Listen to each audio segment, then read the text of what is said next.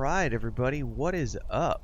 We are returning back to some Manor Lords here this morning, and I wanted to drop an early thoughts video about this game because it's been very interesting, a lot of fun.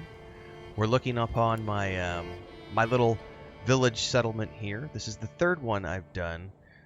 I've been doing a little bit of learning on all fronts. I've done the pacifist mode twice, the first time and then this time. Pacifist mode is where you just get to build your settlement in peace. There's no combat. You don't have to raise an army. You just get to build. And that's it. And then you have goals and you can work towards those. And then there's another mode whereby your objective is to conquer the map. And there are a lot of territories on the map. And in order to do that, you have to raise an army and go forth and conquer, and you'll be attacked by bandits and all sorts of other stuff. So that's a different mode if you want to dive into that side of the game as well. Now, but I like just the pacifist mode right now. I may eventually one day hop into the combat mode and try that just so that I can do a campaign. But for now, I'm very much still learning the game, and there's a lot here. And when I say there's a lot here, I mean there's a lot here. I'm genuinely impressed, but it's a weird thing because this guy, it's a single developer who essentially built this up through Patreon. And at some point, a publisher got attached, and then it's where it is now. I believe it's in Steam Early Access and other, I'm not sure about other places beyond there. I have it through PC Game Pass because that's included in my Ultimate subscription. So it popped up on PC Game Pass, and I was like, heck yeah, I'm going to give this a try. I've heard great things. It was like the most wishlisted game ever on Steam or something like that. So I'm happy to say that it's worth it. I mean, regardless of where you get it, it's definitely a pretty cool game, and it's very impressive what this guy has done over, I think it's 7 years of time putting this together. So first and foremost, it's probably one of the most in-depth city builders, like medieval city builders I've ever played before. There's a lot going on here. Now, it obviously still needs a lot of work. There's still a lot of polish that needs to happen. There's also, like, if you go in here to like development skills, I mean, it's very obvious you're playing an early access title because you have a bunch of stuff that, you know, locked in early access, work in progress. So you just have all sorts of things that you'll come across that are locked, you know, because they're not in the game yet. They're planned, but they're just not in yet. So there's still quite a bit of work left to be done. I would say this is probably something that's going to spend, if I had to guess, I would say it's probably a couple of years in early access. I mean, if you follow the trajectory of like Valheim as an example, that's something that I think it was like 2 years in early access. I can't remember exactly. You know, Enshrouded is doing something similar. They have a very polished early access. Pow World, I believe, other things like that. So this is another solid early access product, but you just need to go into it knowing that it is what it is. And there's a huge pop-up when you first join in where the lead, you know, the guy who's working on it writes this big message about, hey, you know, there's going to be bugs, there's going to be things. Like, for example, there's a first-person mode that you can use, but it literally tells you very early in development, expect glitches, press to walk around your town in third-person mode. So I can actually come in here. You know, it's very limited control. It's a very limited avatar, obviously. It's just to allow you to come in here and walk around if you want to within the village. So I think this is one of the things where I'm gonna exit out of here and pull back here in a second. I want to see these are the burgages, and these are like the plots behind them, and so we have different things going on. I mean, it's very impressive. So that's one of the things I would say right out of the get-go is, like, you can get right down in here on a granular level. I've got because we got one that's not close enough to something. I understand. Yeah. But you can go ahead at the granular level, and then you can come all the way out to the regional level, and it's like, it's pretty cool how you can do that. Just the level of detail changes.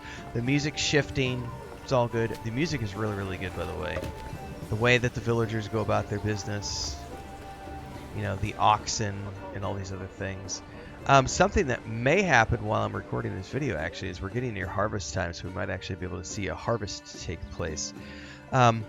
So when I say in depth, there's so much going on here. I mean, obviously we can see all these little bits and pieces happening here. There's a quick an autosave that happened. When you get into construction, you start to find, you know, you have your basic structures. You know, you're going to build a logging camp, a woodcutter's lodge, a saw pit. You're probably going to need a hunting camp and a forager's hut. You know, you got some basic mining options. Probably going to need to build a storehouse. You know, things of that nature. And then you can start to get into building homes and houses, building other things like food carts, marketplaces, digging wells, building a church, putting taverns down. Haven't done a corpse pit yet, but I haven't had any. So use this building to get rid of raider corpses quickly. Workers become gravediggers. See, I haven't done that because I'm not in combat mode, but there's that kind of stuff. But where it really gets impressive is when you get into farming. So I have a farm over here, and the first thing you have to pay attention to, I'm going to pause this actually before it goes to just so my guys are on hold. When you go to do this, you get a soil fertility map that pops up, so you can actually plan your developments around the soil fertility in your realm. So, and it's different every time you play. As far as I'm aware, I think it's procedurally generated. So, this red is horrible soil. So I knew that that was going to be a horrible place to farm. So I just started my settlement over there. Now this was much greener at the beginning. That's why I chose to put something here next to the clay mine, or the clay deposit, whatever that is. Now it's a mixture of yellow and green. And the reason is because we farmed it for 2 years. And we're on the 3rd year right now. So running a field to fallow is a real thing in this game, which I appreciate because that's incredibly realistic from an agricultural standpoint.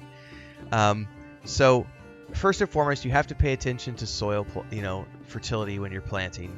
Otherwise, things won't grow. The plotting is, interesting, but what's really cool is like the roads factor into things here. So if you just follow the road, the points will follow the road. And so building roads is like an essential thing you can do here, where you come in and you basically map out things. And if you go to a structure, it has like snap-ons, right? These little white dots that are like, okay, connect it here, connect it here. I want to connect here, then you would connect it to here, things of this nature, like that, right? So that's a cool concept as well. But then there's different types of farming things that you can do. There's sheep farm, there's a pasture for things like livestock, there's the windmill and the communal oven. All of these things are a complex part of producing food for your village. So like, I don't have a wheat field planted this year. I did a flax field, and the reason is because if you go in here, you can do rotational crop grazing. This is mind-blowing. This is the level of detail that this game has. So I had it produce wheat the first 2 years, flax the 3rd year, or excuse me, I'm looking at the wrong field. I was thinking of another one I did. This one, we did flax, we're doing wheat, and then we're allowing it to go fallow. So I did wheat, actually, I think the very base.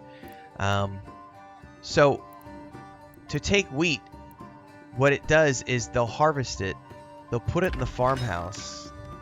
The farmhouse will then thresh it. After it's threshed, it goes to the windmill to be ground into flour. And once it's become flour, if you have a communal oven, like I do over here, and you have a worker assigned to it, it will then take the flour to the communal oven, make bread, which is then dispersed amongst the people, and generally speaking, to some sort of a market stall, if you have somebody who is assigned to a building. So if I look over here, I need to find one that has something assigned to the market. This one, the Woodcutter's Lodge, it says the family owns a market stall, and so they are distributing firewood to the local environment through the market, which is right here, my marketplace. All of this requires you to set up. manually in the beginning. But once you get it all set up, it's all automated after that point. So there's a little bit of a learning curve. But things like needing to assign people to buildings. So right now this one has nobody assigned to it. This one has one person assigned to it. You can assign more people to it. It actually is asking for a second person, although I don't have one available right now. That's what that spinning wheel is represented by. So I could, bring that back down and have that only be one person. So there's things like seasonal stuff, like no one needs to be running the windmill until harvest time, after harvest time, because during harvest time, everyone needs to be in the field and then storing things in the farmhouse. And then only after that, after it's been threshed, does it go to the windmill, and that's when you need somebody here. So you don't need to keep someone here all the time because that's a seasonally used tool, the windmill. However, and the oven as well. Things like the hunter's cabin. Where's that at? My hunter cabin is over here. These things, on the other hand, you're going to want to keep somebody in all the time because these are food sources. Where's that lodge at? Right over here. These are both lodges that provide food and supplies back to town. So that's a huge deal. So I always keep somebody here year-round. Although not necessarily year-round because that's not quite true. The berries dry up in the winter, so you have to bring people back from there during the winter months because there's nobody out there, and so there's no reason to. There's no berries, So it's incredibly granular, and it gets really complex to the point where a lot of this stuff is not explained, and because it's in an early access state, and it still doesn't have like a complete tutorial. Obviously, there's a ton of quality of life stuff that needs to be added to the game and tons of polish. One of the things, is, as an example, is that it tells you early in the game that you should examine the soil fertility before building your first settlement, and, go from there. Quick commercial break, everyone, to celebrate and give thanks to all of these amazing people who keep me on the air full time. Really appreciate the support. All you got to do is join as a member. You get access to private videos. You can also do super thanks on any upload or super chats and stickers on any live stream or premiere you see. And beyond that, don't forget we're multi-streaming over on Twitch now, so you can support over there as well. Thanks so much to everybody. Let's get back to the video at hand. Well, it doesn't tell you how to check the soil fertility. It just tells you check for soil fertility. And then you're left going, how the hell do I do that? And only through trial and error did I eventually figure out that was related to farming, and that when you go to place a field, you see the soil fertility. But it doesn't tell you that. And so it can be very confusing trying to learn things. The other one, as an example, is when I tried out the combat mode, you have to essentially, you can hire these. I don't know if I'll be able to do it from here. Let's see if I can. They will then try to find required equipment. The weapon and shield depends on the unit type, while the maximum quality of body armor and helmet depend on the village's residential level. After bringing all the necessary equipment home, the unit recruits are marked as ready to rally. Only then will you be able to rally your unit. Okay, that's a cool overview, but it doesn't tell you that the weapons and shields and armor and everything else, how to get those things. So, if I wanted to hire those guys, cool, I could. But I don't have any armor. So, the natural thing would be to go to the construction window and say, well, I need to build a blacksmith or an armor smith. I need to build some sort of a blacksmith or a smithy. There is no smithy available. So, what? How do you get weapons and armor and things of that nature for your troops, for your army? Well, it turns out that that's all buried in this complex residential system, which it does reference in that overview, but it doesn't tell you how to use the residential system or anything about the residential system. This is just something you figure out as you go along. And I was probably 20 hours into the game before I figured this out, and I was like, holy shit, like this would have been great to have had a tutorial on. So these are the early access quirks you accept. So when you look at these plots, they have this thing behind them of upgrade to level whatever, I would need to upgrade to level 2 to be able to do that. I don't know that I can actually use any of these at the moment. Can I click on one that I already have? Okay, there it is. Yeah, we can actually see some of the things we're growing. This is what I was looking for. This is the menu I was looking for. I was getting confused trying to find it.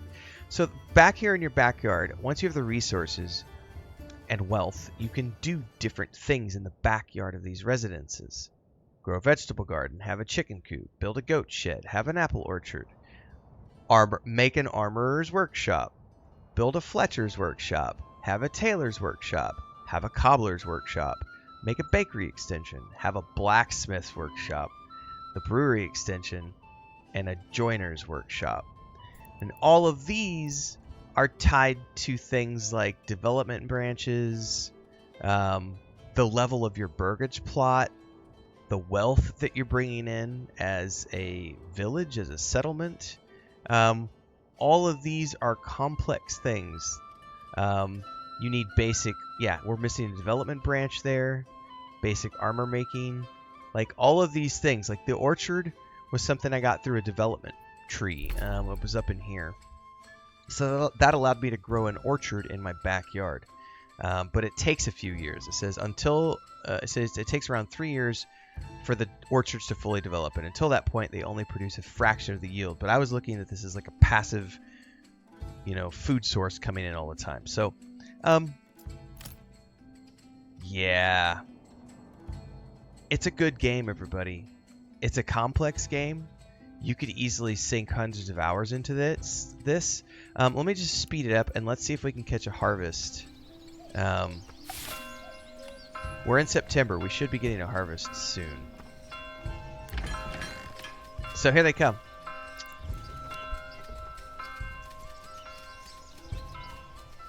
And they do their thing. It's great. And then of course you can go to real-time speed if you want.